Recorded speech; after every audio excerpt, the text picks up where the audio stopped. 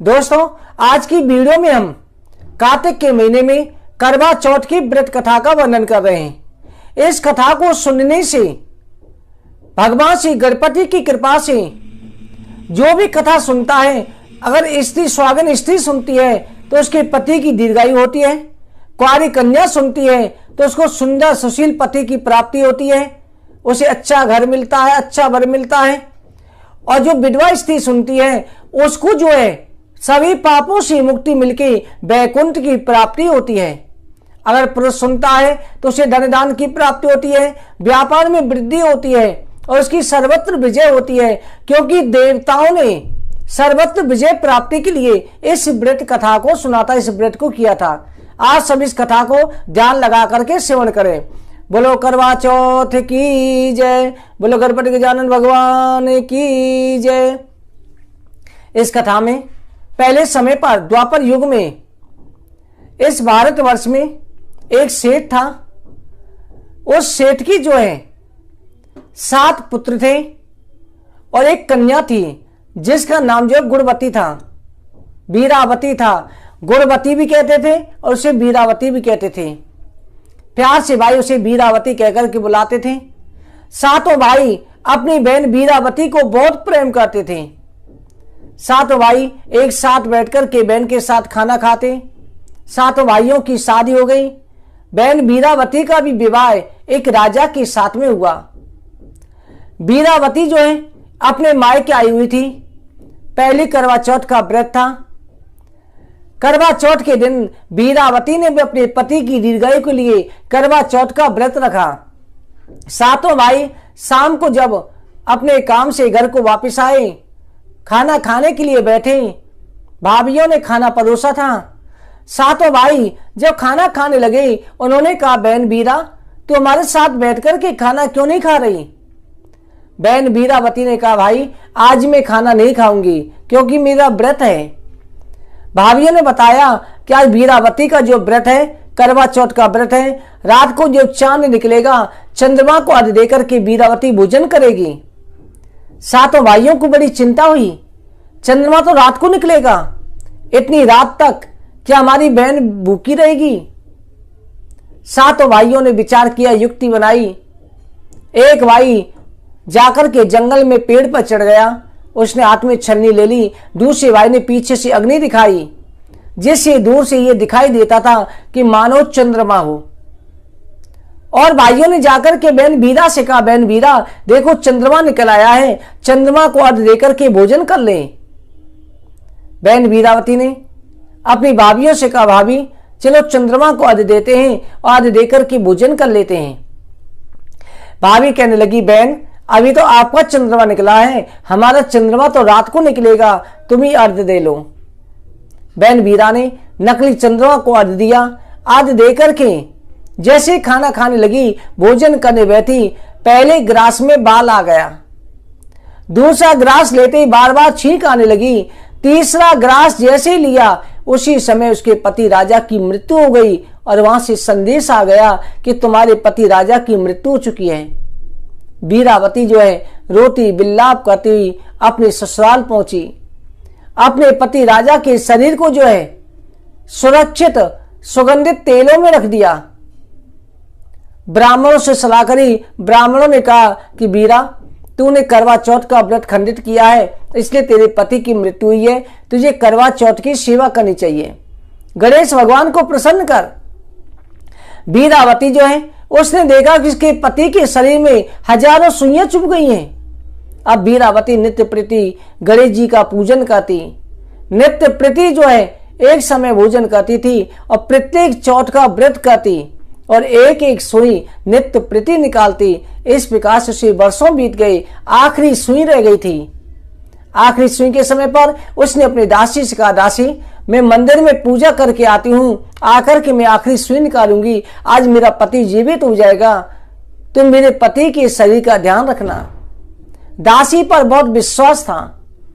वीरावती जो है मंदिर गई, मंदिर से वापस आ रही थी, इधर दासी ने आखिरी सुई निकाल दी, राजा जीवित हो गया।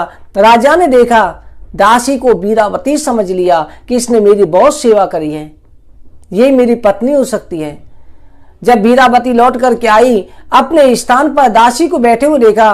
वीरावती अपने भाग्य को कोसने लगी कि मेरे भाग्य में अगर दुख लिखा हुआ है तो क्या कर सकते हैं।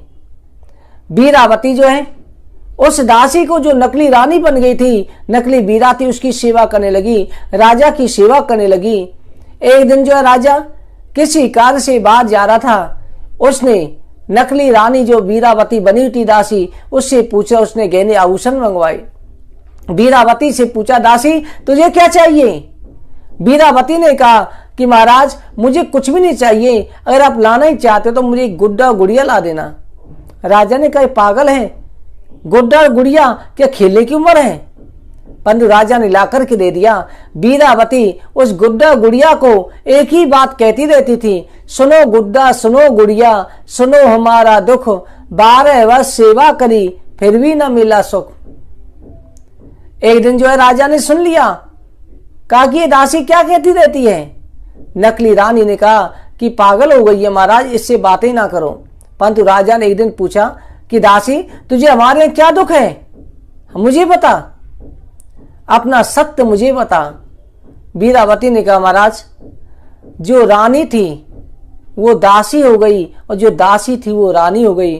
महाराज मैंने 12 वर्ष तक आपकी सेवा करी, आपकी मृत्यु हो गई थी। मेरे भाइयों ने मेरे साथ छल किया था, मुझे नकली चंद्रमा दिखाया था, नकली चंद्रमा को देने का आपकी मृत्यु हुई। मैंने आपकी 12 वर्ष तक एक ही सुई निकाली, नित्य प्रति सेवा करी, नित्य प्रति व्रत किया, पूजन किया, आखिरी सुई इस दासी ने निकाल दी। दासी थी वो रानी हो गई और रानी थी वो दासी हो गई। राजा को जैसे सच्चाई पता लगी, राजा ने तलवार खींच ली, आज मैं दासी का सिर मस्तक से अलग कर देता हूं।